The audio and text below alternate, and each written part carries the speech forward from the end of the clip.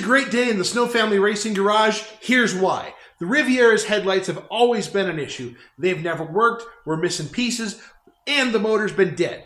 So, I've got things to fix all those issues. Let's take a look and figure out what needs to be done, because I know that there are some things that just need to be cleaned up. Let's get that figured out so we can get these headlights working like they're supposed to. So let's talk about the things that are a known issue with these headlights. First off, we know the headlight motor is bad. I've got a thing for that. Secondly, down there you can see the arms. Let me see if I can reach my hand in there because it's a little snug.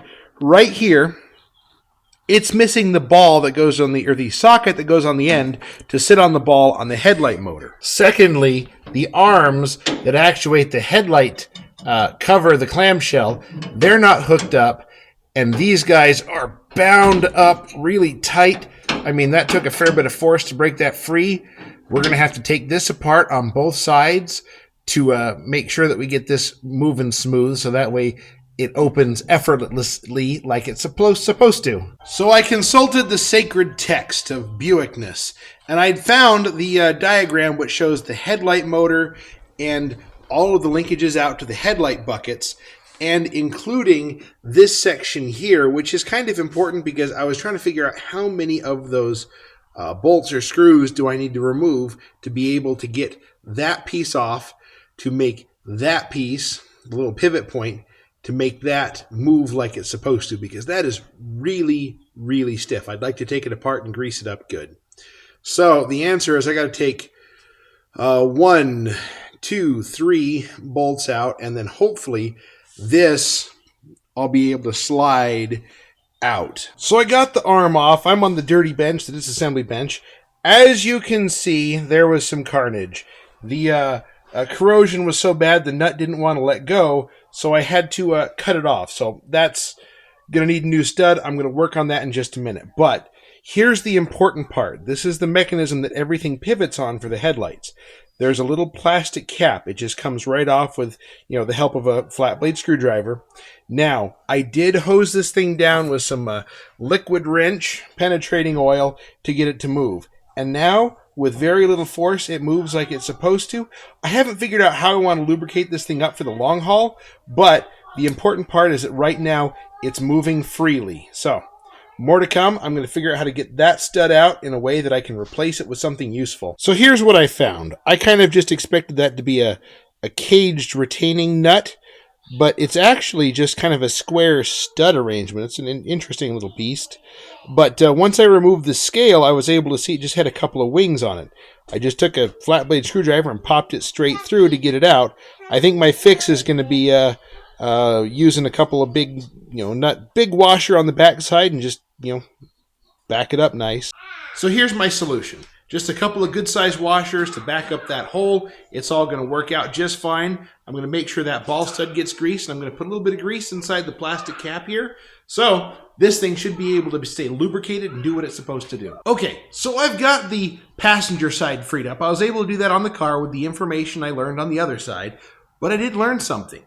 The ball and socket that the headlight mechanism attaches to, it doesn't have a very positive retention, so I'm looking at this thinking, what the heck is going on? A little bit of research shows that there's supposed to be a clip that goes around this and retains the ball positively. I don't have those. And there are a couple people out there in the world that do have them, and they're willing to sell them at a pretty dear price. So here's what I found actually works. You have an old gas strut sitting around. I know I've got a couple of those. Take the clip off. Squish it in a vise a little bit. Slide it over the end.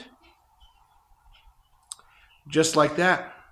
You've got something for the price of whatever the heck you had laying around to be able to put this back together. So I'm going to climb back into the car and get this hooked back up to the passenger side headlight bucket. Now that I've spent the whole day messing around with the linkages, making them move like they're supposed to, and now it looks like it's winking because I got one open, one closed. But the linkages are together and it works. That's the important part. So let's move on to the fun part. Let's make them work the way they're supposed to. This is a linear actuator kit. This is a conversion from a guy by the name of Dickster's Smarty Pants. He sells a whole bunch of conversions, which is like vacuum to electric, as well as a whole bunch of other solutions. If you have chargers, other classic Mopars, Fords, whatever has a Hideaway headlight, he's probably got a conversion kit that would make a difference. Anyways, so the kit comes with all the hardware you need, the linear actuator setup, the wiring, the instructions. So it's practically a turnkey kit. Now, I do have one thing that I'm going to have to adjust. I don't have the sockets at the headlight motor, but I do have a couple of ball and sockets that are as close as I could physically get that I'm going to adapt to the original arms. I'm going to have to make something. I'll bring you along on the journey there, but now we get to the fun stuff. I did it. The motor's out, but it wasn't without its challenges. Basically, I had to loosen up that side of the bumper because this side has a couple of fasteners that are questionably stuck. So I loosened up that side. There's also some internal bracketry that you have to loosen up. And I was able to kind of push everything down, give it a pull outward, because this guy, for whatever reason, the instructions say you're just kind of supposed to be able to work it out through that little slat under the bumper. It wasn't coming. So I had to resort to more drastic measures, loosened up the bumper, and I've got it in my hand. Now I'm going to put the new stuff in before I tighten the bumper back down, because I'd rather have all the room I can get at the moment, because this was a challenge. So reading the instructions a little bit, this basically gets held in place to the bumper at the same points that the original license plate frame bracket would go. So I'm going to start working on that, and I will have to tighten up the bumper before I go too much further, but I'm just going to get this thing slid into place and the two bolts held down so that way it's in there and it's not moving around. Then I'll go back and start working on putting the bumper back together, which was a little bit of an ordeal coming out. So let's have some fun. So since I had to take so much apart, I've got the motor mounted. You can kind of sort of see it peeking through right there. It's actually a linear actuator. I got to stop calling it a motor. But anyways, I'm going to start getting the bumper put back together because I've got so many bits and pieces and stuff to put back together, and this isn't going to fit right until I get everything else taken care of. So I'm going to start the reassembly process. So with the lower bumper back in place, I'm back to working on the mechanism. As you can see here, I've got a socket. It's a new one. It is not necessarily the correct one for the car, but it's going to work fine for those studs. Now, I've got the arm. It is in the closed position, as is the new mechanism. So I'm going to make a piece about 2 inches long of flat steel, about 450-ish thousandths wide, with a hole in the middle of it to be able to adjust back and forth, that I'm going to weld to this guy. And that should take care of everything I need to do to connect the arm to the motor. So, more to come. Oh, let me show you the ball and socket first. This guy right here. Basically, it is a new, happens to be a metric spec, but it's so darn close it's not even funny. It's the right size socket to connect to that ball down there. So, let's start fabricating.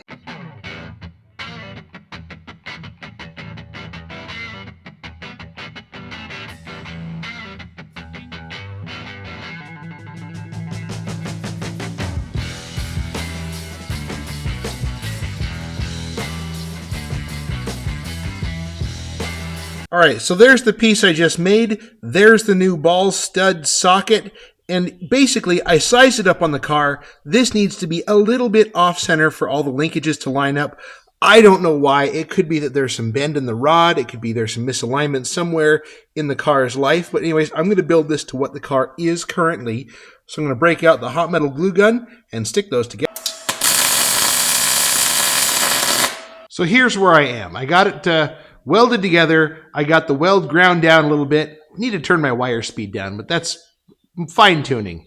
That black mark is basically where the adjustment slot is on the existing arm. So I'm going to go drill a hole smack dab in the middle of that, so that way I still have range on both sides to adjust should I need to.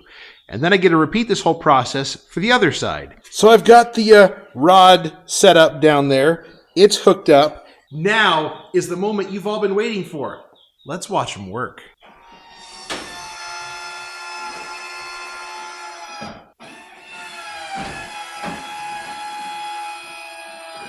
With the headlights covers physically working, let's move on to the wiring and I had to consult the sacred book of service manuals to get this right. And there's something really cool that will allow us to do this a lot easier than what the Dickster Smarty Pants wiring diagram looks like. But let me show you. Here we are at the sacred book of service manual for the Riviera. Anyways, this is the relay for the headlamp motor. And when you follow it back, it's actually light blue. This goes back to the basically the headlight dimmer switches all the way back up here to the headlight switch. Now, the Dickster Smarty Pants, he basically wants to go to the dimmer switch directly. But we have that light blue wire that we can grab a hold of, and let me show you where that's at over here. I did have to take the battery out, but right there is the relay for the headlight motor. That right there is the light blue wire that has power when the headlights are on to trigger the relay for the headlamp covers. Anyways, I did verify before I took the battery out that has power with the headlights on and no power when the headlights are off. So that guy right there will do the job just fine. So we're going to take this original relay out, use that as a signal wire for the new one.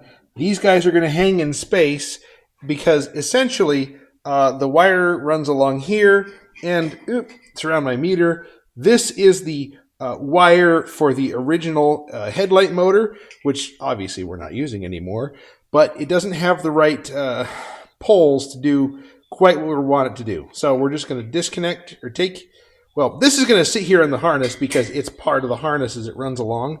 We're just going to disconnect that there and run a couple of new wires. So the situation just got a little bit better. This red wire I'm looking at, like, I wonder if there's a constant hot power. The answer is yes. This red wire, and I confirmed with the wiring diagram, goes over to the circuit breaker right there. So all I have to do is use this wire right here, and I'll probably take a spade lug and stuff into the end of it for the power for the linear actuator relay and stuff. I've got everything terminated. I've got, spade lugs in all the appropriate places. I even made sure that I grab some more spade lugs going down to the linear actuator, so that way in the event I need to remove the relay, I can. The only thing I don't have a solution for is the ground, but I figured I'd just tackle everything, get everything soldered all at once, and I can come back and make this final connection for the ground later. Everything's in there, shrink wrapped, pushed together nice, and I lucked out. Down there is a factory ground. I did verify it against the manual. Yes, it is a correct factory ground. There's also something grounded to it. So everything is where it should be. I'm going to take this guy and zip tie it to the wiring harness that's here, set the battery back in, and we're going to see what happens.